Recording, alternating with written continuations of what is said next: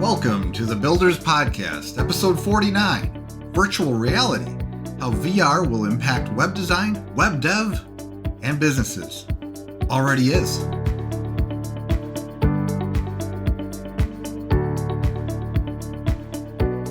Before we jump into this episode, please subscribe to this podcast, give us a thumbs up or a like, and share if we've earned it. With your help, we can reach more people and deliver these valuable From the Trenches lessons to those that need it. Enjoy the episode. So this is going to be an interesting episode. This is the first solo episode of the year. Just like last episode was the last one of the year. I do sprinkle in solos here and there. I didn't want to worry too much about guests over the holidays, but I'm still here. But I do have a list of people that I'm going to be reaching out to line up for guests. And I'm actually going to be seeking specific types of guests as well to talk about specific topics. So lots coming down the road. But for now, you just got me today. Hopefully that's okay. Okay. So that's what's coming. But today, we're going to talk about VR, virtual reality, and how that may impact and probably will impact web design if it's not already, right? In certain areas, it kind of is. And we'll talk a little bit about that. Within the last 3 to 5 years, I've been thinking about VR for quite a while myself, right? And I'm going to be looking over here, for those of you watching on video, I do have more bullets than usual today because it's a deep topic, and I was like, I didn't know if I could talk a lot about it. I'm like, well, it's kind of an interesting topic, and I think it's important for web designers specifically and people building websites or have websites. But I'm like, I don't know how much I can talk about it. But as I'm like creating my bullet list, I just kept going and going and going and going. So this will be a little longer episode. I'm like, can I even talk about this for 10 minutes? But yeah, I think it'll be a little longer.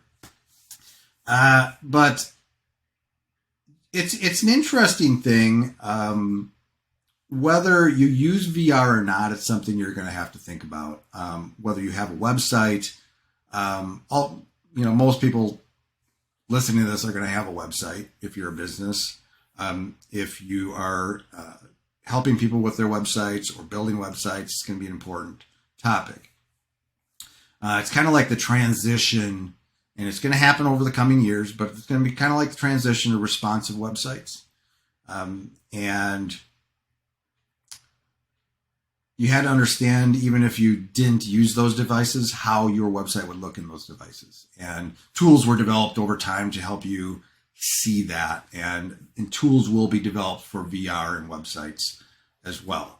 I'm sure things will be built into the browser eventually or something. Well, actually, you'll just put on your headset and check out your website. But maybe, I don't know. There's probably going to be some kind of tool, though, that you'll be able to get a sense of what it's going to look like in VR without having VR glasses on or headsets. So that's kind of how it is. And it's almost like the transition to video as well, right? Maybe you didn't watch a lot of video, but people were starting to use video on their websites as time went on. And maybe you're helping people and all of a sudden they got a video and you got to figure out how to do that. So it's just something new you have to figure out. Now I'm going to be talking about VR. There's also AR, or you could say mixed reality. VR is virtual reality where this is how I think of it. I'm not a hyper expert on this topic, but this is what I know by doing study and watching the space for a while. But VR is basically virtual reality where you put a headset on and that's all you see, right? You're in this virtual world. Everything is virtual. And then there's AR, which is augmented reality. Now, augmented reality is where you can have a headset on or glasses or whatever, and virtual things are in the real world. So you can put something on the table. It's virtual, but it's literally positioned itself on your table or moves through the room in some way. And it kind of blends the two. And that's what mixed is. It kind of blends the two, virtual stuff in the real world. And that's what these glasses can do. It's not just being able to be in a virtual world. It's to be able to mix the two. So I want to kind of give a little background here, kind of why I'm interested in this topic, actually, and why I get excited about it. And I'm going to talk about my background here a little bit, but I don't know if I've ever talked about this, and how big of a nerd I actually am. But my history is part of the reason I thought about this topic is because I'm thinking about getting a VR headset, and will be. And part of the reason I'm getting it is for gaming. I like games, and I've always loved games since I was a kid. Okay, I remember saving up. There was this, like, back in this probably late 70s. I don't even know when it was, late 70s, early 80s, something. There was this handheld device called Merlin, and you could, like, play. It was like a pad of some kind, and you could play games on it. And I remember it was like 30 some bucks, and in order for me to get it, I had to save my allowance to get it. And I probably only got $1 or $2 a week for an allowance at that age, and it took me months, but I saved for it and got it. So I just always loved games. I love things like that. I remember playing like a little handheld football game at my grandma's. She had it, and I would go to my grandma's, and that would be the first thing I'd look for and play football, and all it was in those days were little dots moving across the screen. And then my parents got computers in the 80s, like Apple II, Apple II GS, all those, Apple IIe, wherever that was in there. And I played games on those, learned how to play games on those. And so it goes way back to the 80s. And then into the 90s, I kind of discovered consoles and Nintendo and all those, and played those for years. In the 2000s, I got into kind of more back into handheld again. And then in the 2010s, I discovered PC games. PC games I didn't even think about it until like 2011.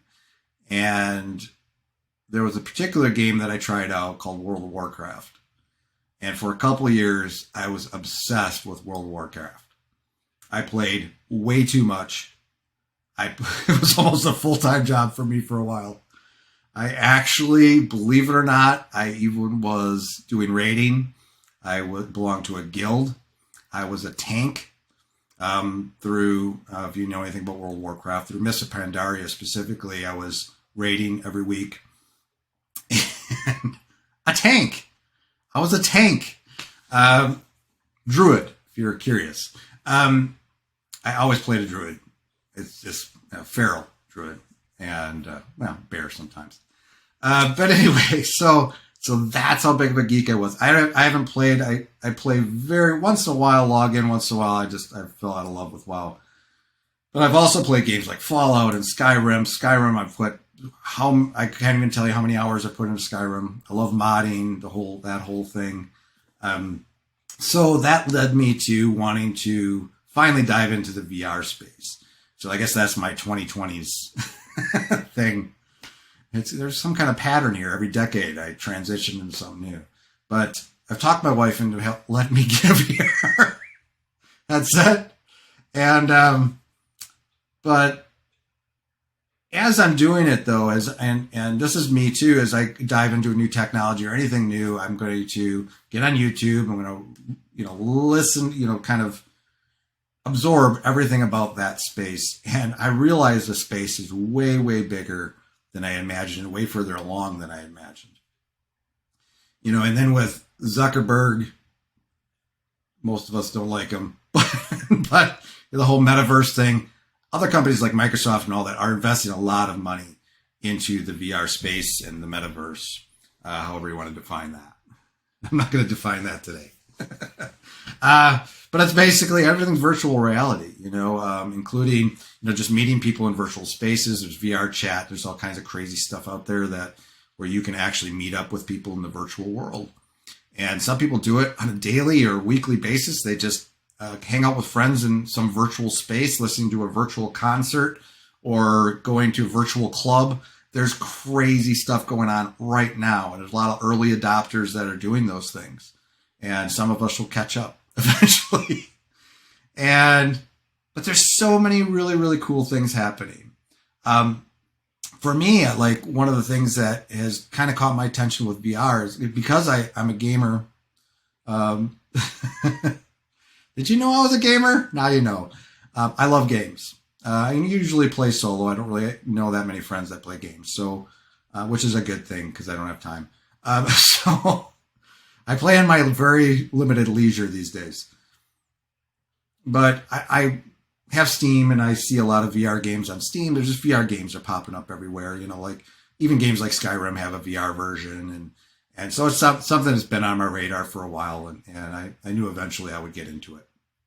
But so the technology has matured enough, though, and I also think there's so many things with VR now, like even exercise. Like I'm trying to do exercise at home here, and there's a lot of opportunities to exercise using a VR headset, do aerobics or whatever through your headset, which is pretty cool. I hope to dive into that as well. So I think I can get a lot of value out of the investment. So I'm looking at getting the Oculus Quest 2. There's more expensive ones out there, but that one has a pretty good ecosystem, and it seems like it's reasonable for a first headset. And there's a lot of stuff, a lot of games being developed, a lot of things being developed around that. There's certainly more expensive ones, like I said.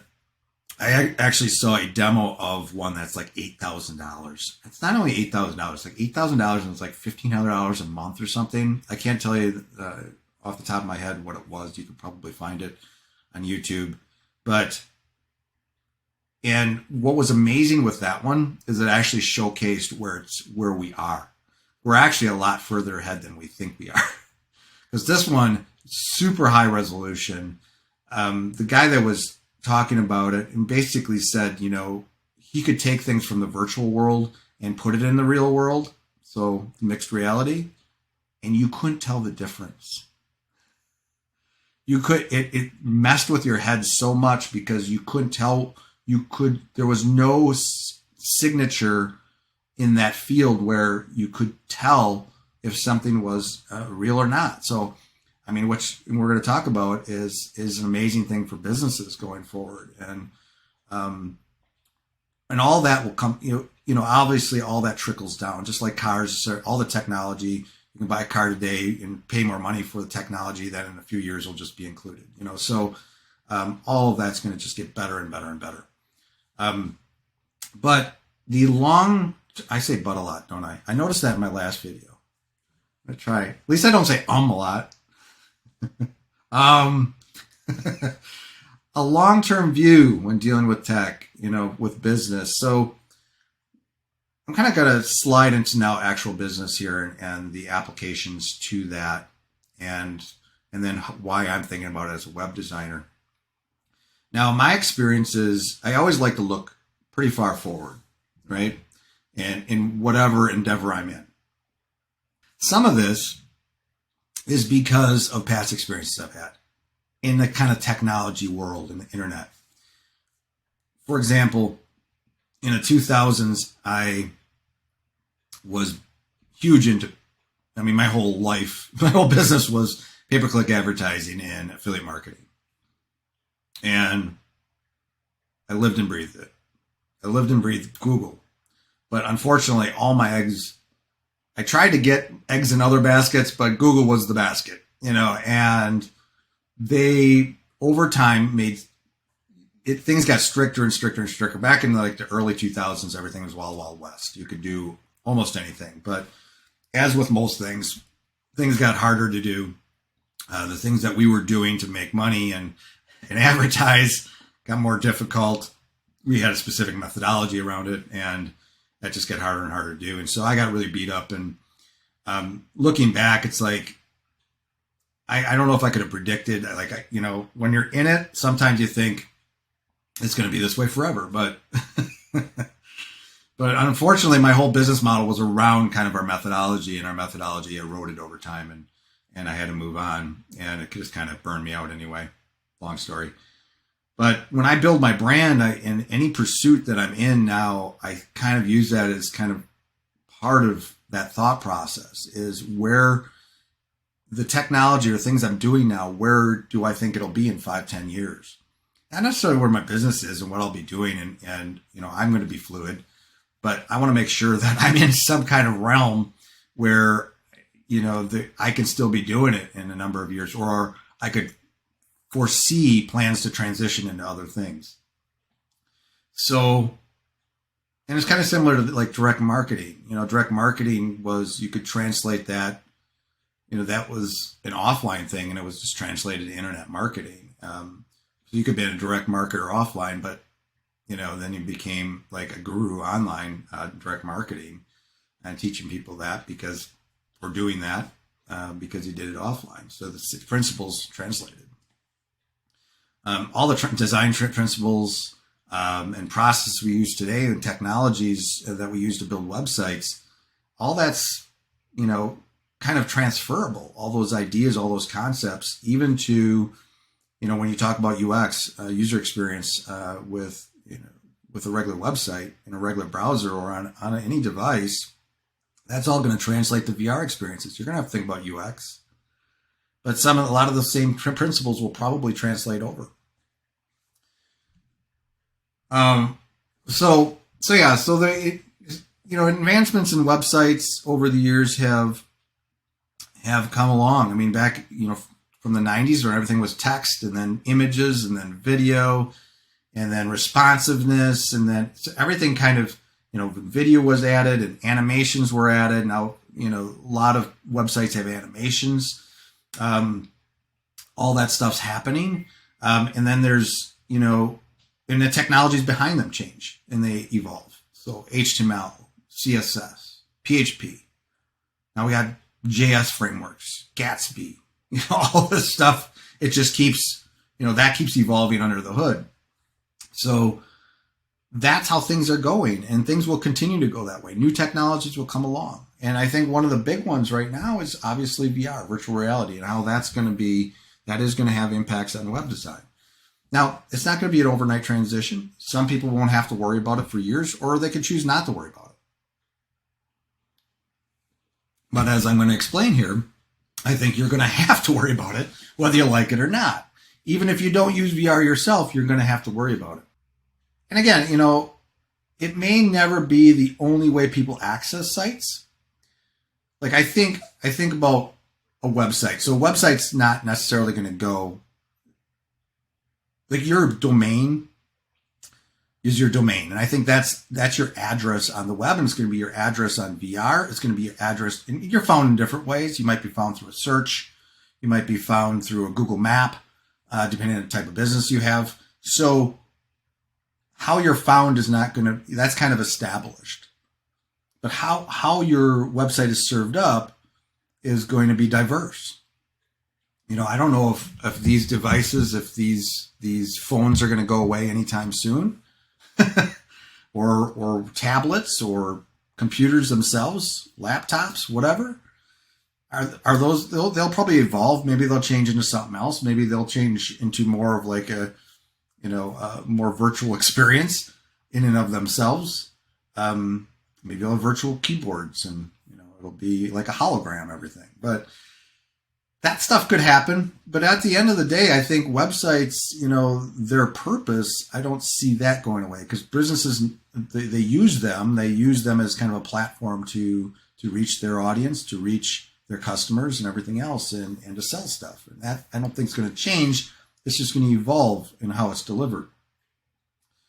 So it's just VR is just going to be part of the ecosystem. It's just another thing, just like the iPhone is, just like the iPad, or, any phone, whatever phone you use, just like your monitor. It's just another place where your website might show up and show up in a variety of different ways. Your website is going to be smart enough to be able to detect how somebody's accessing them and then provide different content for that person. Like right now, you can provide different content to an iPhone or to a phone, to different content to an iPad, different content to a desktop, depending on, in the code behind that knows or just adapts to that. It's going to be the same with VR. So that's really, I think, kind of a cool thing. And you got to understand. So as I'm looking at and studying VR, I'm seeing things that I didn't quite imagine and grasp at first. So when I'm seeing a demonstration of somebody in their VR world, and I can't wait to get into it myself. They're actually, so imagine having a VR headset in, but having a desk in front of you and having monitors that are virtual monitors, and you're able to browse the web in your VR headset. So you're in VR, but you're actually looking at a monitor, or probably one that's floating around or something, and looking at websites.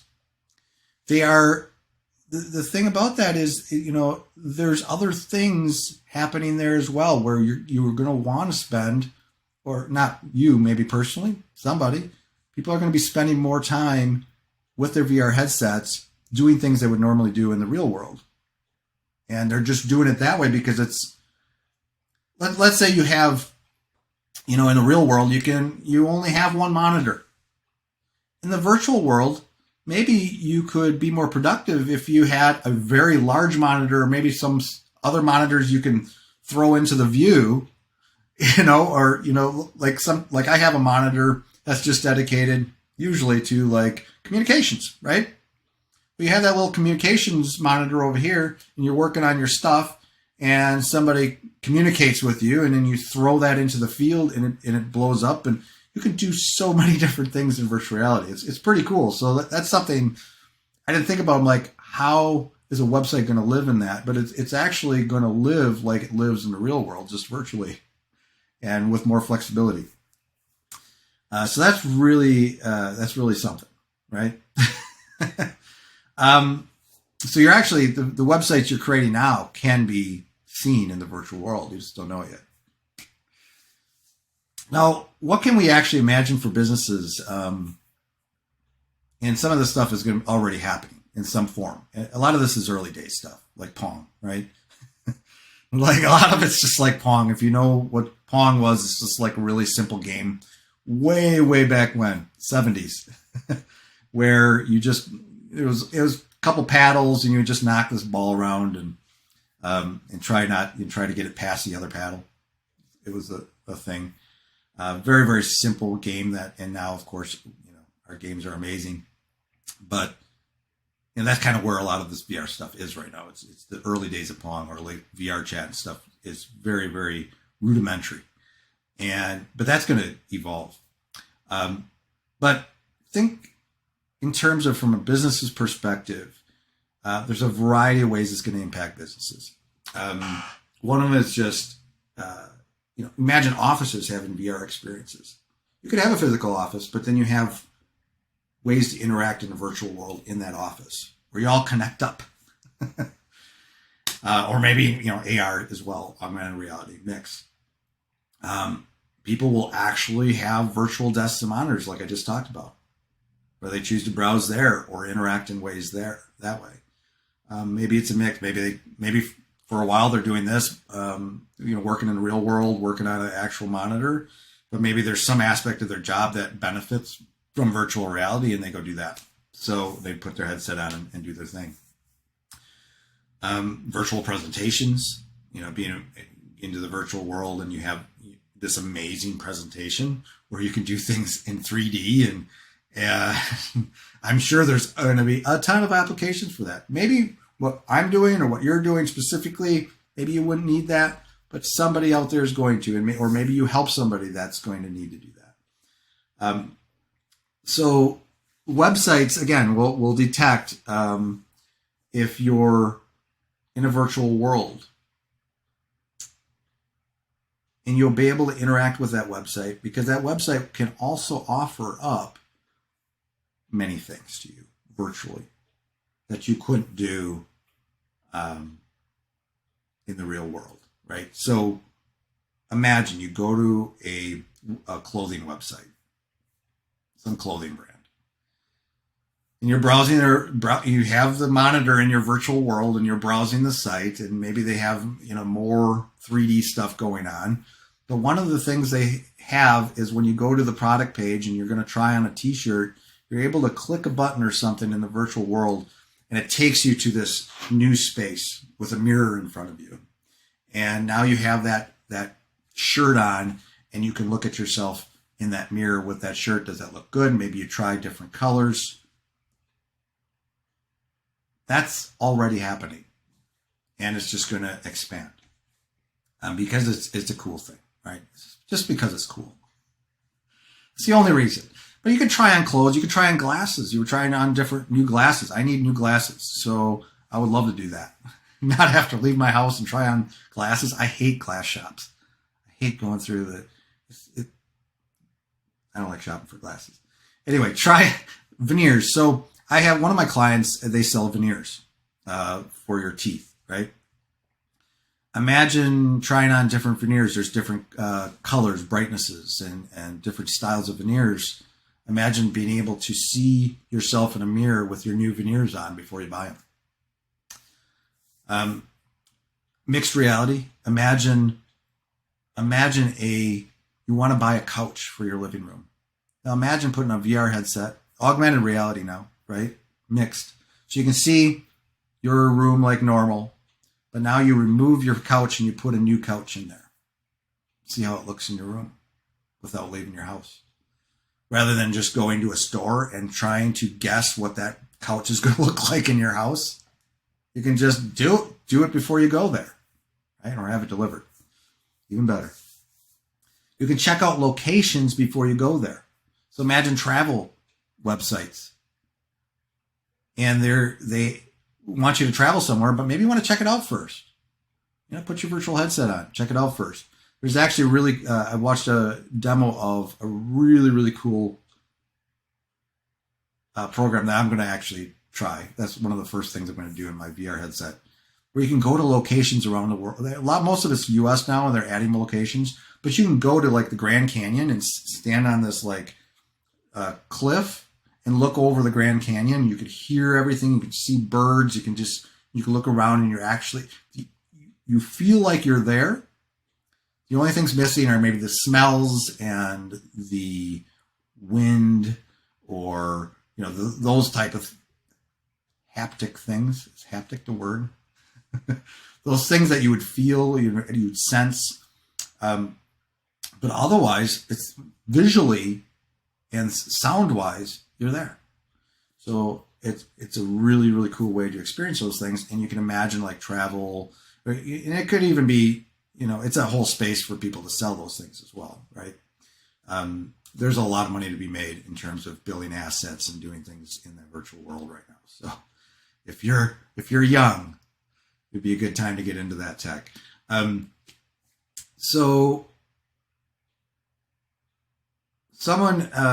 of the other things, like for me, like I use Calendly now to set up meetings for, and I have different options. So when someone signs up for a meeting with me, whether it's a 15-minute meeting or an hour, they can also choose how they connect with me. I give them the option to Zoom, phone call, a regular phone call. People still do that. Or Google Meet. Now imagine having an option for VR and meeting somebody in your virtual office. I can imagine creating my own virtual office for my business in the next few years and having a special space to bring people. And that might actually be really powerful, because I can imagine me preloading that space with things that help me sell my services. Maybe a portfolio of things that we've done, and presenting it, a presentation in a virtual space that could be more powerful. And maybe it's somebody, because I do a lot of global work, work with people all over the place, not just in my local area. It might be a way for me to present something more visually and in a better way for long distance. You could do consultations. You could do so many things, right? Another thing that I see, virtual reality is social media. Social media can be in virtual reality. You can, number one, you could have just like browsing. You're going to be able to browse Twitter, Instagram, LinkedIn, Facebook, whatever you want to do in the virtual world. And maybe those sites eventually start offering features that enhance your experience if it detects you're in the virtual world. Imagine that. I think these things will happen. I'm predicting them. Listen to this in a few years. I'm giving the world ideas to I'm sure somebody's thought of these things already. People are way smarter than me. Notifications in VR. So you're in VR, you're doing stuff, and you get a notification. You'll be able to answer that in your VR. You'll have your own virtual phone. Cows. I had to add this in here. I saw, as I'm reading up on this stuff, and I'm on YouTube and look, watching videos. There's actually they had a video about a farm that's put VR headsets on cows. So one of the things with cows is when they're in these troughs and they're eating and there's not anything visual and I don't know if they're stressed or it's just hard on them, but they put these VR headsets on them while they're eating. Well, it looks like they're in a meadow or something. So it's really, I think it's helped the psychological status of those cows. I don't know, but I look at something like that. I'm like, I never would have thought of that. I cannot imagine all the things VR and augmented reality is going to impact. I think we way underestimate how this is going to change the world. Most of us, unless you're in that space and already have experience with VR. So I do see some challenges with it. Obviously, the prices have to come down. But like I said before, things like that $8,000 version, those are the type of things that the resolution, all that is going to trickle down and it'll get cheaper and cheaper and cheaper over time. I don't know how cheap, but let's get it under 1,000 at least. The comfort, I don't know yet. Like I haven't gotten my headset yet. I'll report on it, but I'm trying to imagine myself having a headset on for extended periods of time. I don't know how comfortable that is. I know there's ways to make them more comfortable. There's ways you can adjust it for your head and stuff. But having this thing on your head is kind of a weird thought. Hopefully they're lightweight. I think they are. But so that's the thing. I mean, comfort's going to be a thing, and size. I don't know. I mean, it's hard to imagine anything, what innovations are going to happen, but it would be great if at some point some technology is introduced where you don't even need a headset. Maybe you look through some shield or something and you can still experience it without, I don't know. I mean, they're working on glasses and stuff for augmented reality and all that, where it's just glasses, which I can handle. But so I think that's an area where there has to be a lot of improvement in how we interact with it. And like with all things, there's this learning curve for all of us. But I think overall, I think like I keep kind of coming back to, it's just another thing. It's just another way to access stuff. And I don't think that anything else is necessarily going away, but it's just going to become, more ingrained in what we do. Just like responsiveness. When we had to start building responsive websites in 12 years ago now, whatever, we never heard that word before. It's like, how are you going to do that? Because you don't understand how that was going to even work. How am I going to make a different view for this device? I don't understand how that behind the scenes works, but over time you understand it, you learn it. It's going to be the same with VR. There's nothing really to be afraid of. You just have to it's really a time for innovation and just sitting back and seeing what happens and waiting for those things that are going to be introduced to you, and just being open to it and not fighting it. It's going to happen. The only way this wouldn't happen is we just, as a society, decided not to innovate anymore, not do anything more. Just keep everything the way it is. That's not going to happen. That's not a human thing that's going to occur. We generally like to push the boundaries and explore, and that's just our nature. And we're maybe not everybody's nature, but as a whole, that's pretty much what we do as a society. We just keep pushing forward, and for good or the bad. And it's like Pong. I think this is the early days, but as time goes on, it's going to improve, it's going to evolve, and it's going to make more and more sense. Even for your business, you're going to find ways maybe to integrate it into your business, your teams, what you sell, or whatever. I think it's just going to be something you're going to do. I do. Let's talk in 5-10 years, see if that's true. So, I mean, I see myself for sure, at some point, maybe sending all my employees a headset so we can have a virtual meeting, and because maybe we can talk about design in that meeting or talk about a project in that meeting in ways that we couldn't just through normal video and stuff. So it's really cool. Like any new technology or something new, we'll have to think, do we need it? Do we need it? We may not need it right now, but there's going to be a time. There's going to be a time you will need it.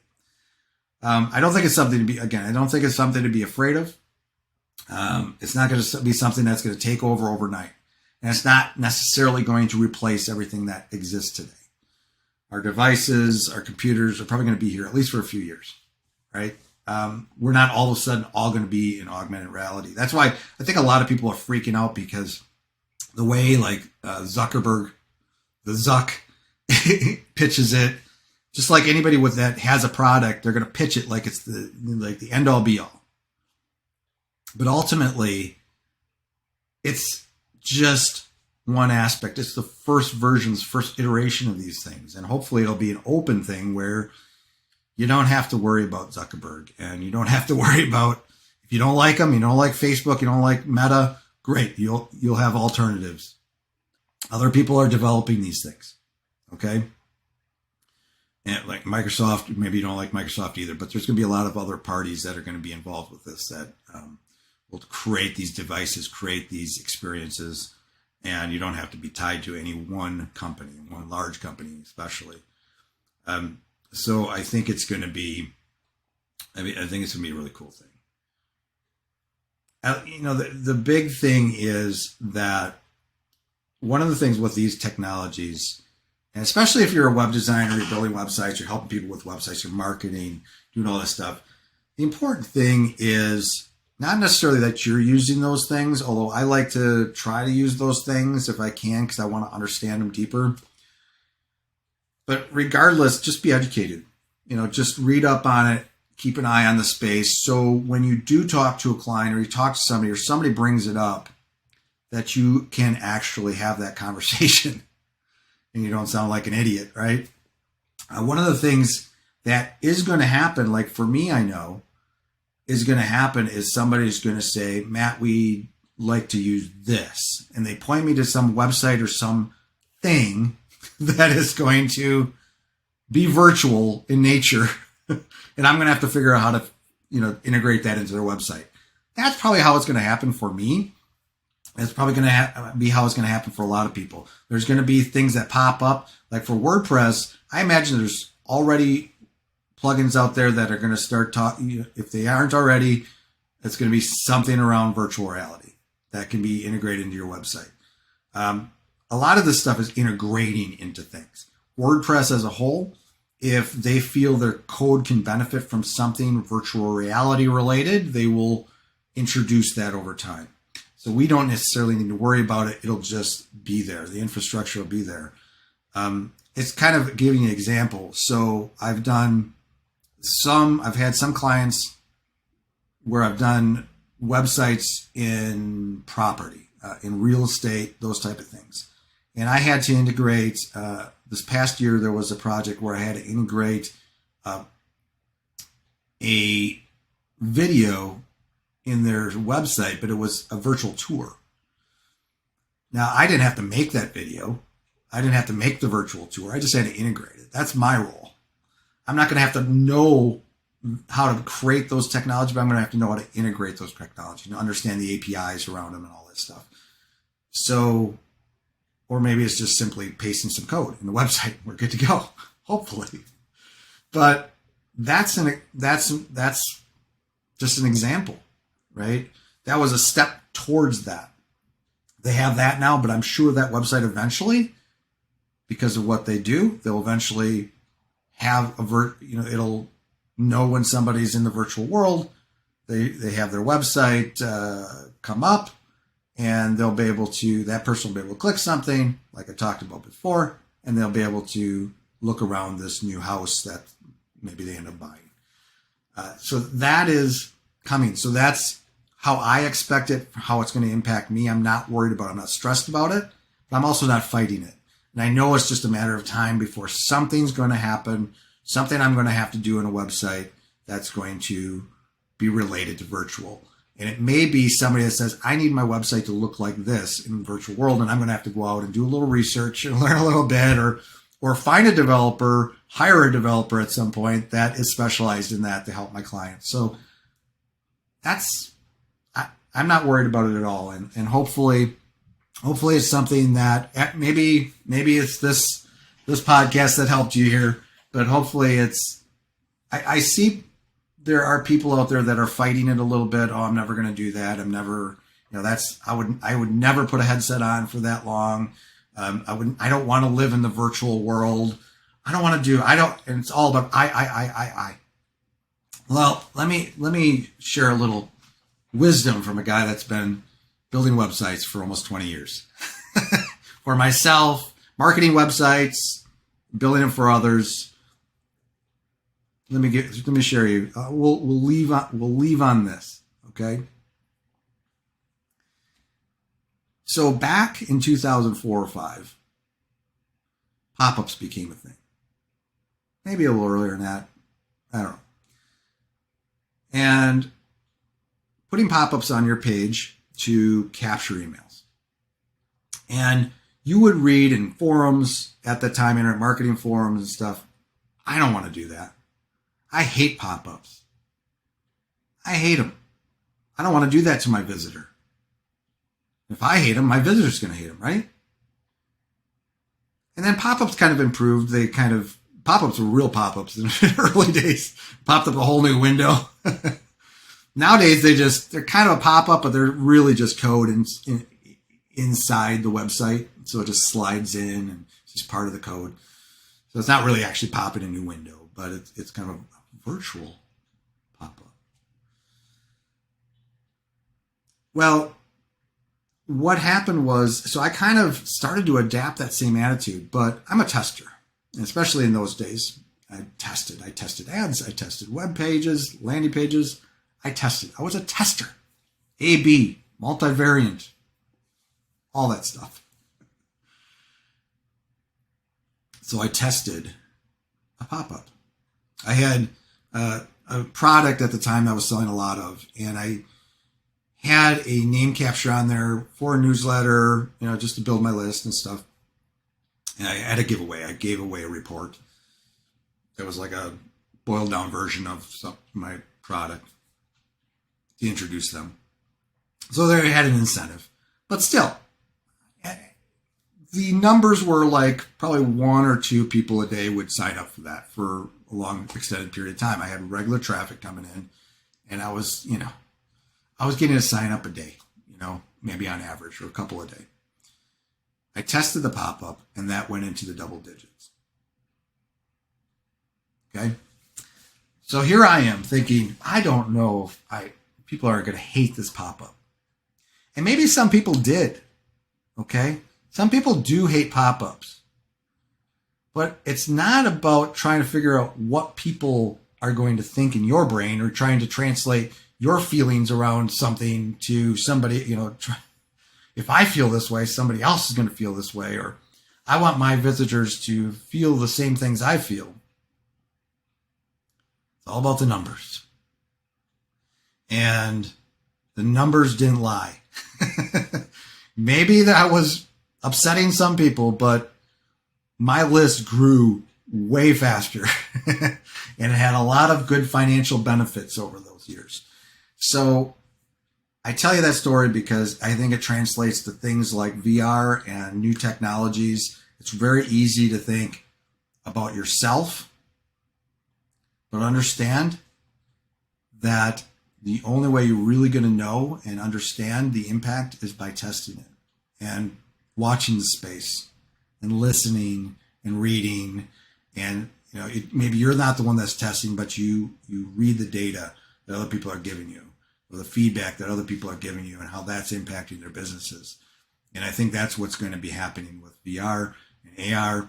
It's something that some of us are going to fight and be like, I would never do that. I never want to have to try on clothes with a headset on my head.